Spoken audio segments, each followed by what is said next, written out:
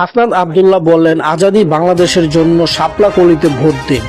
জাতীয় নাগরিক party NCP দক্ষিণ অঞ্চলের মুখ্য সংগঠক এবং কুমিল্লা ৪ আসনে জামায়াতের জোটের মনোনীত প্রার্থী হাসনাত আব্দুল্লাহ বলেছেন, আজাদীর বাংলাদেশ প্রতিষ্ঠায় শাপলাকলিতে ভোট দিন। আমরা ন্যায় এবং ইনসাফ ভিত্তিক একটি সমাজ ব্যবস্থা নির্মাণ করব। অগ্রসর বিরোধী, অধিপত্য বিরোধী শক্তির অবসান ঘটাবো। একটি সুন্দর সমাজ ব্যবস্থা প্রতিষ্ঠান করব, যেখানে থাকবে না মাদক, সন্ত্রাস, চাঁদাবাজি, ঘুষ, অনিয়ম, দুর্নীতি। শুক্রবার 23 জানুয়ারি সকালে কুমিল্লা দেবিদ্বার উপজেলার বিলাংবাড়ি এলাকায় উঠান বৈঠকে তিনি এসব কথা বলেন।